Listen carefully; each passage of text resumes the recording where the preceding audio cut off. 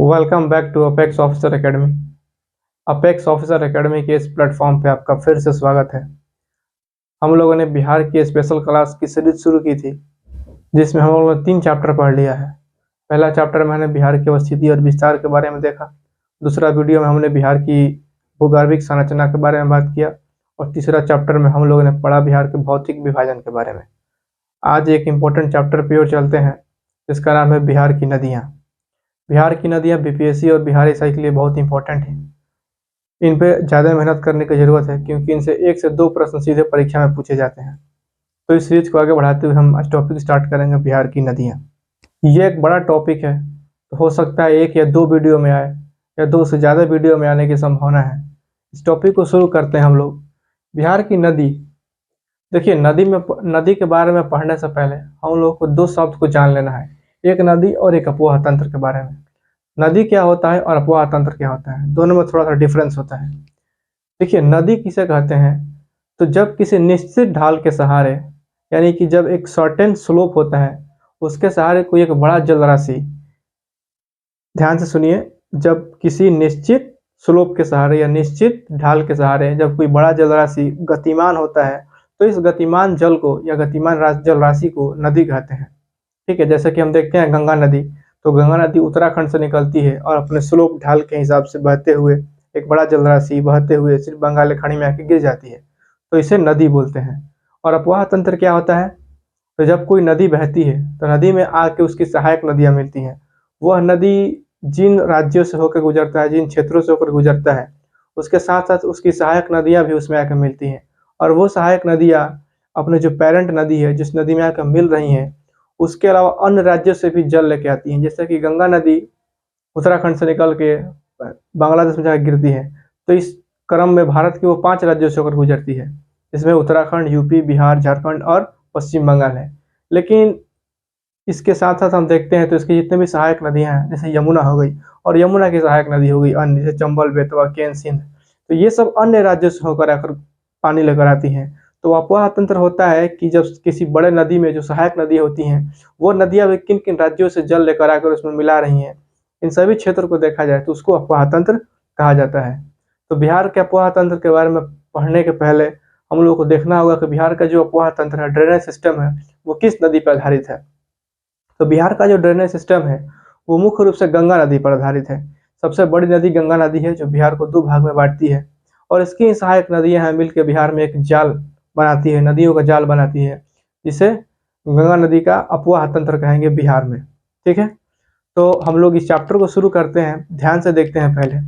तो बिहार की जो नदियां होती हैं उसको उत्पत्ति के आधार पे या उद्गम के आधार पे 2 भाग में बांटते हैं। पहले को बोलते हैं उत्तर बिहार की नदियां और दूसरे को बोलते हैं दक्षिण बिहार की नदियां।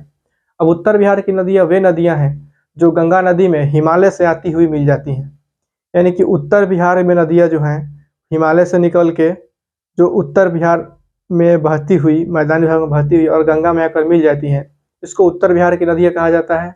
और दक्षिण बिहार की नदियां में ये प्रायद्वीपीय भारत की नदियां हैं, जो कि दक्षिण से बहते हुए प्रायद्वीपीय भारत से बहते हुए आके गंगा में मिल जाती हैं। इनकी कुछ विशेषताओं का बात करें तो जो उत्तर हिमालय की नदियां हैं, इनकी जो जल का स्रोत है वो हिमालय पर स्थित जो बर्फ है वो है। तो बर्फ सालों भर पिघलती रहती है और इन नदियों में सालों भर वर्ष भर पानी रहता है, इसलिए इन नदियों को सादा नीरा नदी कहा जाता है, यानी वर्ष भर बहने वाली नदियां कहा जाता है। ये नदियां अभी युवा अवस्था में है, यानी कि इनके जो उद्गम स्थल है और जो इनके गंतव्य स्थान है उसमें काफ़ी ऊंचाई है। ये धीरे धीरे उसको काट कर गंतव्य स्थान और उद्गम स्थान को बराबर कर देंगी, तो ये भी प्रौढ़ अवस्था में आ जाएंगी। लेकिन अभी हिमालय की नदियाँ युवा अवस्था में है। ठीक है, इन नदियों का वेग काफ़ी अधिक होता है, ये अपने साथ अपर्दन की क्रिया बहुत तेजी से करती हैं और ये भी आकार या आई आकार का गौर्ज या खाड़ी बनाते हुए अपने गंतव्य स्थान पे गिर जाती हैं। वहीं दक्षिणी बिहार की नदियों का बात करें तो ये नदियां प्रौढ़ अवस्था को प्राप्त कर चुकी हैं। जब प्रायद्वीपीय भारत का निर्माण हुआ था बहुत पहले, उसी के साथ साथ इन नदियों का उद्गम हुआ था और उसके बाद ये नदियां समय के साथ धीरे धीरे अपने जीर्ण अवस्था को प्राप्त करते हुए आज ये नदियां अपने जो धरातल है, गंतव्य स्थान है और जो उद्गम स्थल है उसके बीच अपर्दन करते हुए बहुत कम जो अंतर है उसको कायम की हुई है, बहुत कम अंतर बचा हुआ है। यानी ये बहुत पुरानी नदियां हैं, इनमें वेग काफ़ी कम होता है। ठीक है, तो अब हम बिहार की नदियों का जाल पढ़ें उसके लिए हमको पहले बिहार के जो प्रमुख ड्रेनेज सिस्टम है, यानी जो आधार है बिहार में नदियों का, गंगा, उसके बारे में थोड़ा सा देखना पड़ेगा। ठीक है, तो जैसे हमको पता है कि बिहार का जो मैप है, उसको बीचों बीच गंगा नदी यहाँ से इसे गुजरती है। ये आपकी कौन सी नदी हो गई? ये आपकी गंगा नदी हो गई। ठीक है, ये होगी आपकी गंगा। ये नदियों का पहला वीडियो है, तो इसमें एक बेसिक आधारभूत समझ होना चाहिए कि बिहार में नदियों का जाल कैसा है, कौन कौन सी नदियां हैं, इनका क्रम कैसे है, उत्तर से दक्षिण कैसा क्रम है, पूरब से पश्चिम कैसा क्रम है। तो इसके बारे में बेसिक एक आधारभूत समझ बनना चाहिए। ठीक है, तो ये आपकी गंगा नदी है। इसका उद्गम स्थल, गंगा नदी का उद्गम स्थल उत्तराखंड के जो उत्तरकाशी जिला है, उत्तरकाशी जिला में एक जगह है गोमुख, वहां से गंगा नदी निकलती है और भारत के 5 राज्यों में बहते हुए बांग्लादेश में जाती है, और बांग्लादेश में जाने के बाद ये बंगाल के खाड़ी में गिर जाती है। तो गंगा नदी जब भारत में जब बहती है तो 5 राज्य में प्रवेश करती है। वो 5 राज्य कौन से? सबसे पहले इसका उद्गम राज्य जो है वो उत्तराखंड, फिर उसके बाद उत्तर प्रदेश, उसके बाद ये बिहार में आती है। ठीक है, हमको बिहार से ही मतलब है क्योंकि ये बिहार का स्पेशल सीरीज चल रहा है। तो ये जो बिहार में जब गंगा नदी प्रवेश करती है, तो ये जहाँ से प्रवेश करती है वो जिला का नाम क्या है? वो जिला है बक्सर।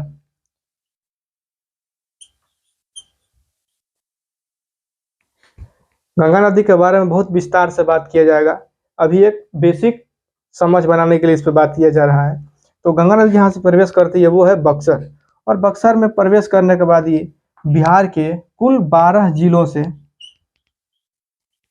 इसके बारे में विस्तार से बाद में बात किया जाएगा कौन कौन से जिले हैं। 12 जिलों में प्रवेश करने के बाद यहाँ जो कटिहार है, कटिहार से ये बिहार से निकल जाती है।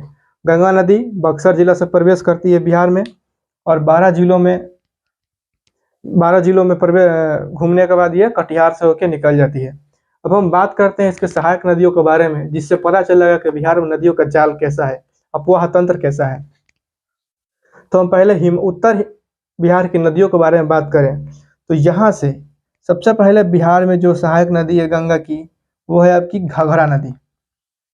घाघरा, ठीक है, ये यहाँ पे आके मिल जाती है। उसके बाद दूसरा नदी का बात करें तो यहाँ से बॉर्डर बनाती हुई है गंडक। ठीक है, तीसरा नदी का बात करें तो आपका ये बूढ़ी गंडक। क्रम ऐसा ही है, पश्चिम से पूर्व का क्रम यही है, पहले घाघरा नदी है, फिर गंडक है, फिर बूढ़ी गंडक है। ठीक है, फिर यहाँ पे आपका ये बागमती है, बागमती है। फिर एक नदी है यहाँ पे कमला और बलान नदी है, ऐसे ऐसे है नदी है, ये जाके आपका कोसी में मिल जाती है, और कोसी फिर कहाँ मिल जाती है? आपका गंगा नदी में। ठीक है, और अंतिम नदी है जो बिहार में इधर मिलती है पूरब में आके, इसको बोलते हैं महानंदा, महानंदा नदी। ठीक है, तो ये पहला क्रम है जो कि ये आपका पश्चिम से पूर्व की तरफ क्रम है। गंगा नदी में जितने भी सहायक नदियां आकर मिलती हैं, उत्तर बिहार की नदियां, उनका क्रम पश्चिम से पूर्व की तरफ है। सबसे पहले घाघरा नदी है, फिर गंडक नदी है, फिर बूढ़ी गंडक है, फिर बागमती है, फिर ये कमला और बलान नदी है जो कि कोसी में आकर मिल जाती है, और फिर कोसी नदी गंगा में, और ये महानदी है। तो इनका ये क्रम हो गया, 1 से 2 बार बोलिए आपको याद हो जाएगा। घाघरा, गंडक, बूढ़ी गंडक, ठीक है, फिर बागमती, फिर कमला, बलान, कोसी, और फिर ये महानंदा। ये नदियां हैं जो कि उत्तर बिहार की नदियां हैं और गंगा में आके मिलती हैं। अब नदियों का बात करें, दक्षिण बिहार की नदियों का बात करें तो यहाँ से सबसे पहले एक नदी है जो कि आके गंगा में मिलती है, इसको बोलते हैं करमनाशा। इन सभी नदियों के बारे में, एक एक नदियों के बारे में बात किया जाएगा कि कौन सी नदी कहाँ से निकलती है, इसका उद्गम स्थल कहाँ है, लंबाई कितना है, बिहार में लंबाई कितना है, गंगा में जहाँ मिलती है वो कौन सा जिला है, बिहार में प्रवेश करती है वो कौन सा जिला है, क्या क्या खास विशेषताएं हैं, इन सभी पे बात किया जाएगा। लेकिन अभी एक बेसिक स्ट्रक्चर है जिससे पता चलेगा कि जाल कैसा है नदियों का। फिर अगला नदी है यहाँ से सोन नदी। ठीक है, ये आपका है सोन नदी। तो पहले करमनाशा नदी है, फिर सोन नदी है, उसके बाद फिर है आपका पुनपुन है। ठीक है, उसके बाद आपका फल्गु है, निरंजना नदी भी बोलते हैं। ठीक है, उसका आपका क्यूल है, क्यूल। क्यूल के बाद सकरी है, फिर यहाँ पे चंदन है, फिर यहाँ पे अजय है। ठीक है, यहाँ पे सकरी है, चंदन है, अजय है, ऐसा सब नदी है। मुख्य रूप से ये नदी है। तो इसमें भी पश्चिम से पूर्व की तरफ देखें तो पहले करमनासा नदी है, फिर सोन है, फिर पुनपुन है, फिर फुल्गु है, फिर क्यूल है, फिर अजय है। ये मुख्य रूप से नदी है जो बिहार में मिलकर क्या बनाती है, बिहार में नदी का अपवाह तंत्र बनाती है, एक नदियों का जाल बनाती है। तो एक बार फिर से इसको समराइज करते हैं हम कि जो नदी है बिहार में, जो नदियों का अपवाह तंत्र एक जाल बनता है, उसका आधार कौन सी नदी है, गंगा नदी है, जो बिहार को दो भाग में बांटती है, उत्तर बिहार और दक्षिण बिहार। उत्तर बिहार में पाई जाने वाली नदियों को उत्तर बिहार की नदियां कहा जाता है। ये हिमालय की नदियां हैं, सतत वाहिनी है, यानी सदा नीरा है। इनमें अगर क्रम देखा जाए पश्चिम से पूर्व की तरफ, तो बिहार में सबसे पहला नदी है वो घाघरा नदी है, फिर उसके बाद गंडक है, फिर बूढ़ी गंडक है, फिर बागमती है, फिर कमला बगान नदी है जो कि कोसी में जाकर मिल जाती है, और कोसी जाकर फिर गंगा में मिलती है, और लास्ट में महानंदा है। कम से कम ये तो याद होना ही चाहिए कि घाघरा नदी पहला नदी है और ये महानंदा अंतिम है बिहार में मिलने वाली गंगा से। फिर दक्षिण बिहार का बात करें तो पहला नदी है करमनासा, फिर सोन, पुनपुन, फल्गु, क्यूल और अजय। ये नदियों का एक जाल है, स्ट्रक्चर है। अब इसके बाद हम क्या बात करेंगे, एक एक नदी को उठाएंगे, उसके विशेषता के बारे में बात करेंगे, कौन नदी कहाँ से निकलती है, एकदम डीप जाएंगे। ठीक है, हाँ, उसके पहले एक और इम्पोर्टेंट बात बीपीएससी के लिए बहुत इंपॉर्टेंट हो जाएगा। देखिए यहाँ पे ध्यान दीजिए, ये जो घाघरा नदी है और ये गंडक नदी है और ये करमनासा नदी है, ये तीन नदी ऐसा है, ये आपका उत्तर प्रदेश है, ये तीन नदी ऐसा है जो कि क्या करती है, प्राकृतिक रूप से बिहार और यूपी का बॉर्डर बनाती है। जैसे घाघरा नदी को देखिएगा तो यहाँ पे कुछ सीमा है जो प्राकृतिक रूप से नदी बनाती है, कौन सी, घाघरा नदी, यूपी और बिहार की। और एक नदी ये है कौन सा, गंडक। गंडक नदी भी क्या करती है, बिहार और यूपी का बॉर्डर बनाती है प्राकृतिक रूप से। और फिर करमनासा नदी भी क्या करती है, इसका बॉर्डर बनाती है, किसका, यूपी और बिहार का। तो यूपी और बिहार का बॉर्डर बनाने वाली तीन नदी, एक घाघरा नदी, एक करमनासा नदी और एक फिर ये गंडक नदी। इन सभी नदियों में अगर सबसे ज्यादा पूछा जाए तो लगभग 120 किलोमीटर जो बॉर्डर बनाती है प्राकृतिक रूप से, वो आपका गंडक नदी। तो एग्जाम के दृष्टि से बहुत इंपॉर्टेंट है। यहाँ भी, यहाँ पे ज्यादा मेहनत कीजिएगा, इसको देखिएगा, घाघरा नदी, करमनासा नदी और गंडक नदी यूपी और बिहार का प्राकृतिक रूप से सीमा बनाती है। ठीक है, और जो गंगा नदी है, वो गंगा नदी बिहार और यहाँ पे झारखंड जो है, यहाँ भी ध्यान दीजिएगा, बिहार और झारखंड है, उसका सीमा भी गंगा नदी थोड़ा सा बनाती है। साहबगंज एक जिला है झारखंड में, साहबगंज और बिहार का जो बिहार है उसके बीच भी सीमा बनाती है प्राकृतिक रूप से, कौन सा, गंगा नदी। तो गंडक, घाघरा और करमनासा यूपी और बिहार का बॉर्डर बनाती है प्राकृतिक रूप से। गंगा नदी क्या बनाती है, बिहार और झारखंड के बीच छोटा सा सीमा बनाती है। ये दोनों नदी, ये दोनों इंपॉर्टेंट है, इसको याद रखिएगा। ठीक है, और इन सभी नदियों में गंडक नदी है वो 120 किलोमीटर सीमा बनाती है, इसको भी याद रखिएगा, परीक्षा की दृष्टि से बहुत इंपॉर्टेंट हो जाएगा। ठीक है, अब हम लोग बात करते हैं एक एक नदी के बारे में, इसको हम मिटा देते हैं। तो सबसे पहले हम लोग गंगा नदी के बारे में देख लेते हैं, क्योंकि बिहार के बारे में जो भी प्रश्न पूछा जाएगा, अधिकतर प्रश्न गंगा नदी से ही पूछा जाएगा। गंगा जो है बिहार की जीवनदायिनी नदी है, सबसे प्रमुख नदी है, इसी पे सभी नदियों का जाल टिका हुआ है, यानी जो पूरा का पूरा ड्रेनेज सिस्टम है वो गंगा नदी पर ही है। ठीक है, तो देखिए गंगा नदी के बारे में हम लोग देखते हैं।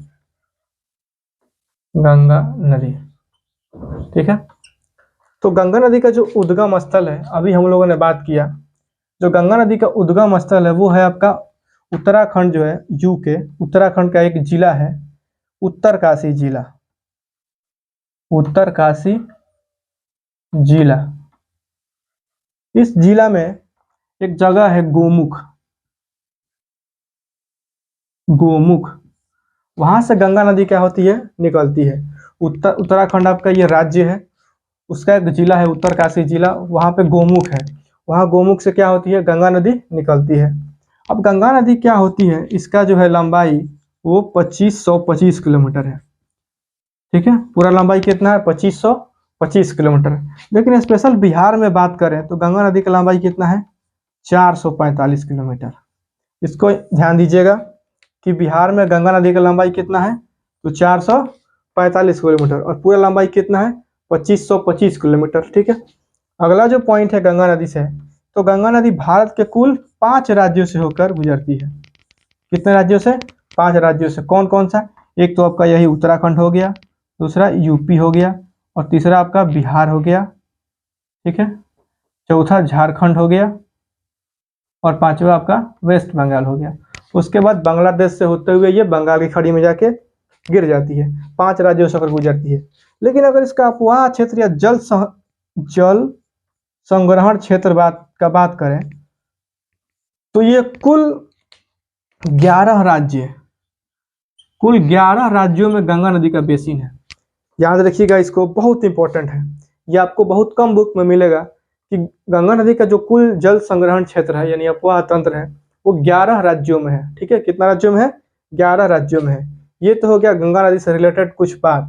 अब देखते हैं बिहार के संदर्भ में गंगा नदी के क्या जो मेन फैक्ट है उसको हम लोग देख लेते हैं। इसको आप लोग एक बार याद कर लीजिएगा। अब देखिए हम बात करते हैं गंगा नदी के बारे में। तो देखिए जो गंगा नदी है वो बिहार के कुल 12 जिलों से होकर गुजरती है। कितना जिला से? 12 जिला से। जो प्रवेश करती है गंगा नदी बिहार में वो आपका बक्सर से प्रवेश करती है। कहाँ से प्रवेश करती है? बक्सर से। और जब ये निकलती है यानी जो एग्जिट करती है ये वो कटिहार से एग्जिट करती है। पहले बता दिए थे कितना किलोमीटर बिहार में बहती है ये? 445 किलोमीटर। 12 जिलों से होकर गुजरती है।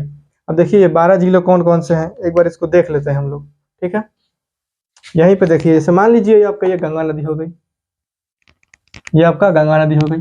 तो कौन कौन से वो जिले हैं? जैसे देखिए सबसे पहले प्रवेश करती है आपका ये बक्सर से। ठीक है, अब हम लोग पहले ऊपर बात कर लेते हैं कि ऊपर कितने जिले हैं। यहाँ पर सबसे पहला जिला आता है आपका सारण यानी छपरा। ठीक है, सारण। सारण के बाद आपका आता है वैशाली। ठीक है, वैशाली के बाद आता है आपका समस्तीपुर। क्या आता है? समस्तीपुर। सारण, वैशाली, समस्तीपुर। उसके बाद आता है बेगूसराय। बेगूसराय के बाद कौन सा जिला आता है? इसके बाद जिला आता है आपका खगड़िया। खगड़िया।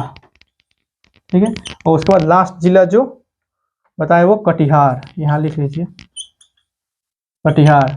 तो ऊपर कितने जिले हो गए? 6 जिले। पहले सारण, वैशाली, समस्तीपुर, बेगूसराय, खगड़िया और कटिहार। ठीक है, इसको कैसे याद करना है एक बार मैप देखिए। जो बिहार का कहीं भी आपके पास मैप हो, मैप देखिए, आंख मुदिए एक बार। अब ध्यान से इसको एक बार सेट कर लीजिए। सबसे पहले आपका ये सारण यानी छपरा, फिर वैशाली, फिर समस्तीपुर, फिर बेगूसराय, फिर खगड़िया और फिर कटिहार। कटिहार सबसे अंतिम जिला है। ठीक है, और नीचे बात करें यानी कि गंगा नदी के जो दक्षिण में बात करें तो सबसे पहले ये बक्सर में जाती है। कहाँ आती है? बक्सर। बक्सर के बाद आपका फिर ये आरा। ठीक है, आरा के बाद आपका ये फिर पटना। पटना के बाद फिर लखीसराय। ठीक है, पहले बक्सर, फिर आरा, फिर पटना, फिर लखीसराय, फिर मुंगेर। ठीक है, मुंगेर, और फिर ये भागलपुर। भागलपुर को गंगा नदी काट देती है आधा आधा। लेकिन ऊपर कितने जिले हो गए? 6 जिले हो गए। गंगा नदी के ऊपर 6 जिले हो गए और नीचे भी 6 जिले हो गए। ये 6 और 6 जिले कितने हो गए टोटल? टोटल 12 जिले। तो गंगा नदी जो बिहार में प्रवेश करती है वो कितना जिलों से होकर बहती है? 12 जिले से। पहला फिर सारण, वैशाली, समस्तीपुर, बेगूसराय, खगड़िया, कटिहार, फिर बक्सर, आरा, पटना, लखीसराय, मुंगेर और भागलपुर। इसको 1-2 बार देखिएगा, ऑटोमेटिक याद हो जाएगा। ठीक है, अब बात करें हम लोग, एक और इम्पोर्टेंट पॉइंट है यहाँ पे देखिएगा। ये जो पटना है, तो गंगा नदी जो पटना में बहती है वो सबसे ज्यादा पटना में ही बहती है। कितना? लगभग 98 या 99 किलोमीटर जो बहती है वो पटना में बहती है। गंगा नदी सबसे ज्यादा कहाँ बहती है? पटना में। ये पूछा हुआ क्वेश्चन है कहाँ पे? बीपीएससी में। तो एक बार फिर इसको हम समराइज करते हैं गंगा नदी के बारे में, स्पेशल बिहार से रिलेटेड कौन से पॉइंट है। तो गंगा नदी एक बार फिर से सुन लीजिए ध्यान से। गंगा नदी है जो उत्तराखंड के उत्तरकाशी जिले में जो गोमुख है वहां से निकलती है।